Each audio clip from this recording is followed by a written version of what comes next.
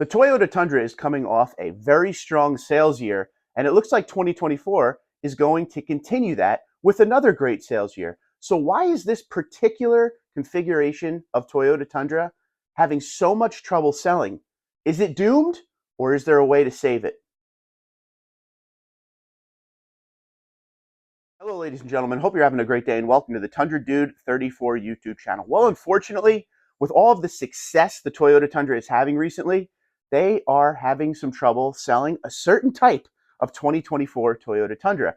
Now, as you know, every Sunday we go to different dealerships around New Jersey, Pennsylvania, sometimes Virginia, and anywhere else we could find a good amount of Toyota Tundras.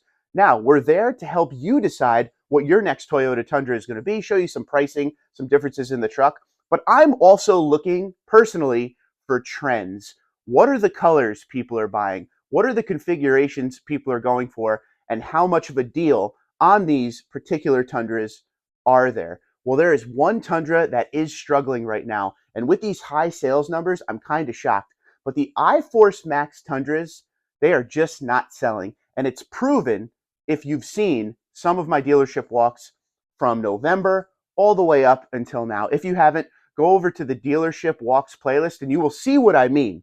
Now, when we go to some of these lots, you're seeing upwards of 30 Tundras at sometimes. And when we walk them, most of them are iForce Max. Now, iForce Max is an option when you're in Limited, Platinum, and 1794. When you get up into Capstone and TRD Pro, it is a standard engine option. You cannot change it. But when we go to these dealerships, you will see we're walking down them, iForce Max, iForce Max, iForce Max. And then when we get to the end, maybe one iForce. What is the reason for this? I made a small list of what I think some of the reasons are and what are some of the things you guys have been saying. So let's get started with that list. First off, the price of an iForce Max adds $3,000 to $4,000 on an already expensive truck. Many of us out there can't afford these trucks from all the manufacturers nowadays. They've just priced us right out of them. For instance, I always say to you guys, I say it jokingly, but I do truly mean it. The SR5 is probably the most Tundra I'll ever get going forward because I paid $58,000 MSRP for my SR5 TRD off-road double cab. Can I afford $65,000, $70,000, $75,000 for a truck? Absolutely not. I tried to do it with the 2022 TRD Pro, and I learned real quick that that is in a bracket that I don't belong. So the big thing, the number one, the elephant in the middle of the room is price. The iForce Maxes are just priced too high, and they are on the higher trims that are already expensive. And when they add $3,000 to $4,000 to that price, it just moves a lot of people away from that option, and they're stuck down in the SR5, which only has the iForce engine. Also, many people want a Tundra long term, like they always have. It's always been that less is more truck. We've seen images, we've seen all sorts of news stories and reports on these trucks making it up to 500, 600, 700, even a million miles. That is what the 5.7 V8 and even the 4.7 V8 back in the day did for the Toyota Tundra. Now we're getting into a new platform. There's a lot of new stuff on it, ground up remodel, a lot of new technology and complex technology. And I think a lot of people out there are afraid of what happens down the road when they need to change out the batteries, or if something goes wrong with that complex hybrid system, the cost is something that may push people away. I hear a lot of you guys talking about that when it comes to owning your Tundra for a long time. A lot of you, if you're going to spend this kind of money, there's a few things you're going to want. Something that's going to last a long time.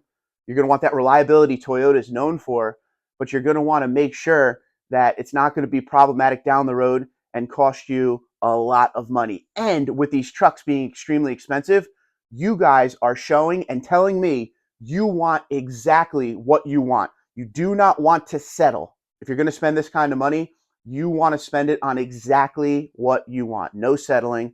So I applaud you guys for that. I feel the same way.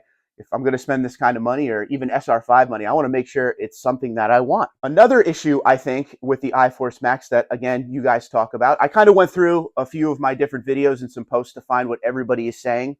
The iForce Max, I don't know if many of you know this, it's tuned for power and torque, all right? It's not tuned for MPG. A lot of times when you hear the word hybrid, 90% of the folks out there will go, oh, good, it must be good on gas. Well, it's proven to not be the best on gas, and the regular iForce engine, it beats it all the time when it comes to the numbers. When we do pump-to-pump calculations, for instance, my SR5 2023 regular iForce engine, I'm always up between 20 and 22 mpg at the pump. Some people are reporting low numbers mpg with the iForce Max, some up more towards 20. So it's there, but when everybody saw that hybrid, they were thinking, oh, this is going to be great on mpg. It's cool that it's tuned for power and torque, but the regular iForce engine is no slouch. It's not a bad engine. It's powerful. It doesn't feel underpowered. So it's all right. Do I pay $3,000 to $4,000 more for a little more power, but I don't get any more benefits other than that? Because if you break it down, if you put the two lists up on Toyota.com and look at an iForce Max and an iForce, the towing numbers are very close. The payload numbers are very close. And the iForce is going to win when it comes to MPG. So where is the draw to spend that extra money and go for the iForce Max? This is what the people are talking about out there. Another thing everybody always mentions, under seat storage. If you get the regular iForce Crew Max, you get under seat storage. You do in the double cab as well, but we're going on the Crew Max. That's where we're doing our comparisons, because for iForce Max, it has to be a Crew Max. So if you get the regular iForce Crew Max, you get under seat storage. If you get iForce Max, that's where the batteries go. So you have no under seat storage. A lot of people bring that up. That might be a smaller thing, but we've been waiting for a long time for under seat storage in the Crew Max. Last generation, you had to go after market to get it if you want it. Now with this new generation, it's there. But if you have the iForce Max, you don't get the pleasure of having the under seat storage. I think overall, the prices just need to come back to earth on all half tons. It's not just Toyota, it's the big three as well. If you look at some commercials out there, we're starting to see massive incentives with the big three on all of their different types of half-ton trucks out there. And even Toyota is offering $1,500 customer cash on the iForce Max Tundra, and they're offering APR rates 1.9% for up to, I believe it was 48 months, and 60 months it was 3.99%, and 72 months 4.99%. So there are going to be some deals out there. Now, I'd like to give you a little light at the end of this tunnel.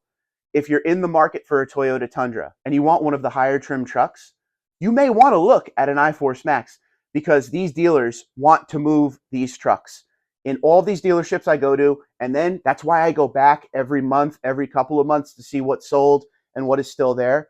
You will see the iForces come in, and the next time I go, they're already gone, but the Maxes are sitting there. So if you're looking for a crazy deal, that's probably where you're going to get that crazy deal, on some kind of iForce Max. Now, are there areas in the country that may sell the iForce Max well? Sure. But looking overall with what I see every day and in my research on Auto Trader and Car Gurus and other websites like that, the iForce Maxes have been sitting around, and there are some big discounts on it. So if you're looking for the Tundra and you're going to spend the money on a high trim anyway, you might want to go and see if you could get something that you didn't think you could get, because these iForce Maxes have been sitting on these lots, and people and salesmen just want to get rid of these trucks, get them off the lot.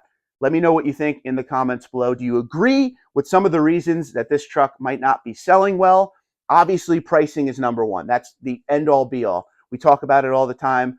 The prices have really went up since the new generation Tundra has come out, and every year they tack on a little bit more. And again, I know I said this in the beginning of the video, but I want to stress this. They've taken a large portion of their Tundra owners, and they kind of put them in an area where we're SR and SR5 owners now, and we're never going to be able to get up in the limited TRD Pro, capstone area. They're just too much money. So that could be something, but the sales are good. That's the other thing too. 2023 was the fourth best sales year of all time for Tundra, best since 2008. And 2024, with January and February numbers, it's on pace to beat even that. So the sales are good. Just imagine if they lowered the price with these iForce Maxes, maybe they'd be competing with the big three. Twitter, Instagram, LinkedIn, Facebook, TikTok, at TundraDude34, TundraDude34@gmail.com. You guys have a great day. Be safe, be well. Is there any saving the iForce Max, or will we continue to see them sitting all over the lot, taking up all that room? Let me know what you think in the comments below. Be safe.